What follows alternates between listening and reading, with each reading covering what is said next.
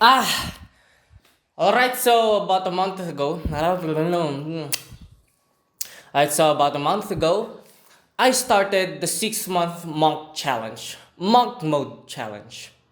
Alright, so about 6 months, ah, alright, so about a month ago, I started the 6 months monk mode challenge.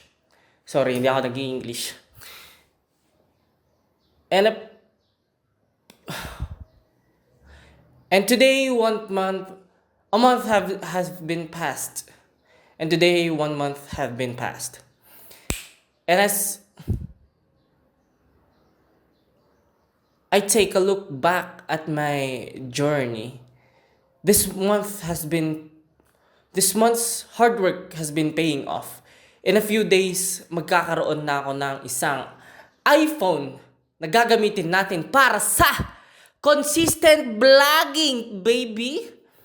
So, ayun nga, every stage requires a different grind.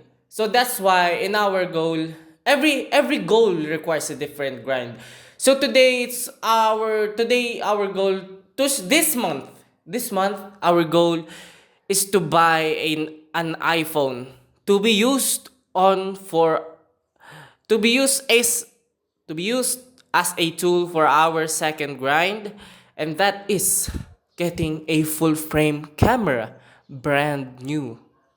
Wow, tumaas biglang pangarap, sabi ko second hand lang sa marketplace.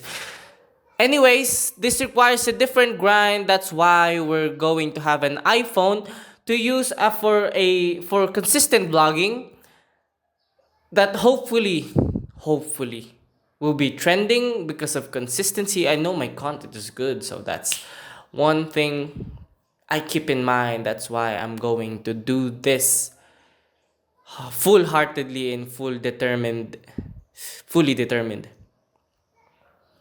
To be used on content creation, and hopefully you will get the money right there to buy a new full frame camera. And once we have that full frame camera, we'll use it into business, in weddings, and in content creation and marketing, all of those stuff. But the first step, magpasikat muna tayo para maka-charge tayo ng malaki. Kasi yun yung yun yung pinaka-crucial na napagtanto ko dito sa real world habang nananaginip ako. Kailangan mo maging sikat para maging credible ka. Okay? So, ayun nga. For our next goal. For our goal this month, let me get that iPhone. For our next grind, let me get that full frame camera. And for our next grind, for the 6 month, it's either a motor or our financial freedom. So for our personal life, bumabagsak tayo ngayon sa CC4, which means yung prerequisite niya, kailangan kong i-take ulit yun para makapunta sa second year. And I'm really tired of academics. And I don't want to study anymore because there's no reward, such reward as money. Or maybe hindi na lang talaga siya rewarding kasi nga na-expose na ako sa business world. So, wish me luck. Wish me luck to this journey. And I'll keep you guys updated on how to make money as a student. Wow. Nandito na tayo sa stage na to. Dati, naghihiling ako. Bebenta-benta lang ng benta ni Balong na mga clothes. Well, today, it's been a great day.